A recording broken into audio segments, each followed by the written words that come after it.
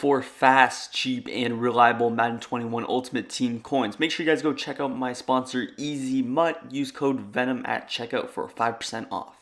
Yo, what's good, guys? VENM Fire here, back from the video, and today we're bringing you guys another Blitz and Bluff Blitz concept. Again, we're going to be in the nickel double A gap formation, and this time we are in the New York Giants defensive playbook. Now, the Giants defense is pretty interesting. It wasn't really popular at the beginning of the year, but lately, a lot of pro players, a lot of good players have been beginning to use this. It has the big nickel over G, really popular defense. You guys should all know about that.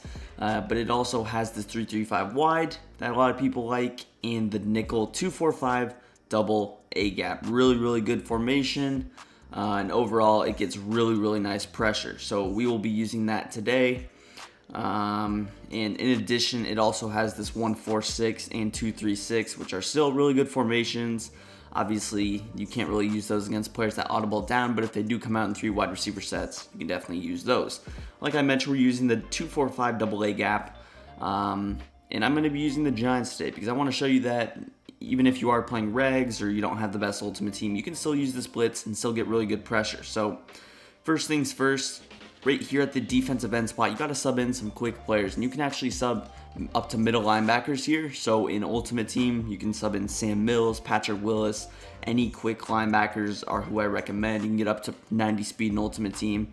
Right here, Lorenzo Carter, he is 88 speed, and then over on the other side, we got Coughlin guy, 86 speed. Again, overall, the stats don't really matter. It's just that speed rating. And then also here at the middle linebacker spots, you can get safeties. Now these guys will both be blitzing and coverage users sometimes, so get some versatile players. Obviously for the blitz, they will be rushing the passer. And your user, usually you will be using one of 2 of these guys, so you can just get your best players there. One of them will be in man coverage as well. So the player running, as you've seen in the thumbnail, going to be cover 1 hole. Let's just come out in that, and it's really better for the Bluff Blitz rather than just a normal blitz, but it still can, be effective. And I'll just come out in a base, spread formation. I'll show you blocking my running back, doing all that jazz. But really this year, a lot of people aren't going to block their running back, and sometimes just coming out in this base formation will get people to block their running backs. Coming out in just mid-blitz, it's going to scare a lot of people. They're going to think that you're rushing 6 people, even though you can obviously bluff blitz, which is what we will talk about later. So just starting out, I'm going to show you guys the blitz setup, and then again, later in the video, we will move on to some other defensive setups. So the first setup, what you can do, first things first, you're just going to press your DBs. Just press. Obviously, when you're sending, pressure at the quarterback, they're going to have to make a quick read. You don't want to back off, let them throw an out route, things like that. Throw a quick slant unpressed. So you want to press your DBs, and it's honestly up to you if you want to shade over the top or not. You don't have to, but obviously, if there's a speed advantage there, I recommend it. Now, here comes the key part to the blitz. What you're going to do is you're actually going to shift your D-line. You're going to spread them, just get them down. And really the reason for that is to get those linebackers out a little bit. So you're just going to spread your D-line. And then the next thing you're going to do is you're actually going to pinch your linebackers. Now, when you pinch your linebackers, these players right here are actually going to pinch as well. So just pinch your linebackers. And then the last thing is obviously to blitz all linebackers, so we just get those 2 players in the middle in the A gap are going to have a blitz assignment. Now the last thing you're going to do is a key part with your user. You're going to stand in the gap. In this case, we're using the free safety. You're going to put him on a blitz because if you didn't know, blitzing gives you more agility, more fluidity with your user. So you're going to get him in this gap in between the 2 linebackers, middle linebackers. You're going to get in this hover stance. So make sure that he's not like this, that he actually has his 1 foot in front of the other. So when the ball is snapped, you're going to kind of hover and move over to like the right or left sides. It's going to create a little weird disengage, and usually you can get 2 people to get free. So I'm going to snap the ball. I'm going to kind of hover, or I can actually engage as you saw there. So sometimes I noticed that when I put my user on a blitz, I engage a little bit more automatically. So if you didn't want to actually engage, you might have to leave your user on maybe a QB spy or something, which is probably what I should have said. But just showing you guys, you notice we actually I think we did get a weird disengage there. Maybe that was just like a block shed, but it looked like McKinney there got a kind of a weird disengage, but maybe it was just a shed. Either way, you see 2 people free at the quarterback, and they do run there pretty quickly. even though they are, 88 and 86 speed, they're not exactly safeties, but they are still quick. So again, setting up the blitz, press, spread your D-line, pinch your linebackers, blitz all linebackers. So again, I'm going to actually put my user on a spy here because we noticed that when I put him on the blitz, it kind of automatically engaged, which is not what we want. And then I'm just going to snap the ball and I'm going to kind of hover there. So you see, that's how we got the disengage. So you can pretty much, when you hover, you saw that time I didn't, actually disengage, but I just hovered, got the two outside linebackers coming free, and we actually got to disengage from, usually it'll be one of these safeties. I've noticed it happened to both. But you see, with my user, I'm just going to snap the ball and look at the disengage we're going to get. Just kind of a random disengage. You see that I did kind of hover over to the right side. Zach Martin, for whatever reason, did disengage. Kind of a weird, blitz. These types of weird things happen, but you see, even if they blocked 7 in this instance, we would have got one person free. Sometimes also what happens with this blitz is maybe, I've noticed the right guy gets nano detected a lot, so he actually did get nano detected. Pretty annoying, but it only would have costed you maybe a second in pass rush time. So I'll just show the blitz a couple more times. Again, press, spread D-line, blitz a lot, or pinch linebackers, then blitz all linebackers. It is key to pinch those linebackers, get them closer to the QB so it's not as long of a time to get to the QB.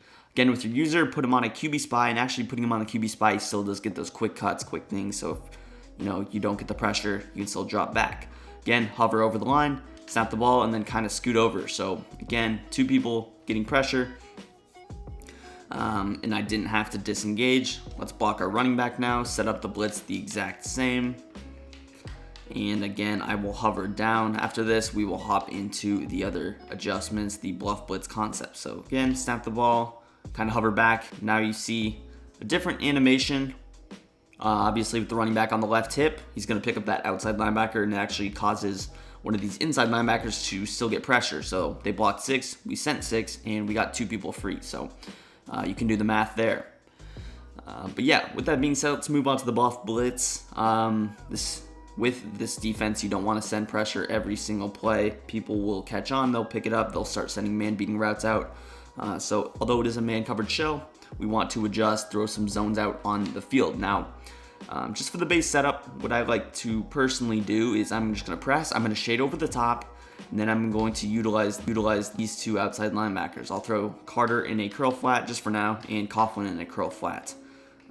Also, you make sure that you set it up, give it the exact same look as the blitz. And then you ultimately do kind of want to hover or user Ryan, because he's going to be the one that you have to hover in the gap. You have to give him the exact same look, or he is, going to catch on that you're bluff blitzing. So here's just a base look at the defense where we are only rushing 2. And since we have a curl flat out there, maybe I throw him in a hard flat instead on that right side, and then I actually, you rush A, so it would look like this. But that 3 receiver hook, the reason we are actually running the cover 1, this player right here, he's in a really good zone. That 3 receiver hook, it's almost like another user on the field. So I'll just snap the ball base, user everything. We got man coverage. We got pretty good defense on the field. You see we rushed 3, but we still got pressure in a pretty timely manner, I would say. I noticed that I do get pretty quick pressure when running this blitz, even though I only rushed 2 people or rushed 3 people. So that was just the first setup. Moving on to the second setup. What you want to do is kind of send a weird little blitz here that I've noticed can actually get pressure. But what you want to do is send X out on a curl flat, and then what we are going to do is just contain. So I'm just going to leave this player right here on a blitz, and I've noticed that he kind of actually almost gets close to getting pressure. So obviously in this case, I would assume that they're on the right hash mark. We're going to put the curl flat on the wide side of the field, because that is the side they're most likely to throw a drag or a flat route or an out route, whatever to. So obviously it's also on the halfback side. Now with A, I could do a number of things. Usually what I would do here is probably throw him in the middle third just for some help over the top, and then I would still be using this free safety, get him in the hovered position. So here we'll snap the ball, and you notice just got a little contain. You're just mixing it up. Now you send the edge threat. Obviously I would probably set my zone drops of my curl flats or whatever, and if you do have a contain, it will take longer. So maybe I don't want to contain there. That was probably my bad. Depends on, if their QB is scrambling or not. Right here with Dalton, I would never contain him. But again, that's just a variation of how you could run it. Another way that I like to personally run it is to actually just throw A in a hook curl, and then just you could actually run it base, so I could rush all 4 of these guys on the outside, or I could still maybe man up one of these outside linebackers on the running back, which is usually what I would do if I'm running a cover 0 type of a setup or a cover 1 type setup. Just base, I would probably man up Carter on Zeke Elliott here, and then again I'm putting my user in a spy, and I'm gonna hover. So again, the setup's always gonna look the exact same to the offensive player. He's not gonna know if you're blitzing, 6 people or if you're blitzing 2 people. Very frustrating to go against, and that's why a lot of people use the threat detector ability on offense, because it does really kind of hurt these styles of defense out of this formation, out of a 3-3-5 wide, big nickel over G, because they can see when you're blitzing on 3rd and 4th down. So if your opponent has that, you obviously got to pay attention. But yeah, this is a variation of how you could run it. Again, I could also throw A in the middle 3rd on this type of a setup, or I could leave him on his hook curl assignment. But yeah, we're still rushing 3 people, which is kind of the key number. Usually rushing 2 is not the best, but it still can work if you have some nice pass rushers. Again, you see we got Y manned up, we got RB manned up. Everything is relatively covered well. You see even with these pretty low overall cornerbacks, they're able to hold on to guys like CeeDee Lamb, Gallup, and Amari. So really, really good coverage on the back end. I'll show that setup one more time here. You're going to press your defense. You're going to spread your defensive line. You're going to pinch your linebackers. And then really, you could do whatever you want. I could leave the linebacker manned up on him. And then again, maybe I'd throw like X and a vert hook. And then on the other side, I throw B in like a curl flat. Maybe I just go with the completely, zoned out setup. But really, I like to double flat and maybe just the base setup like this. So I have everybody manned up. I have 2 flat zones. I would adjust my zone drops accordingly, so I could set them to 5 if I wanted them as hard flats, 20 if I wanted them to go out really deep.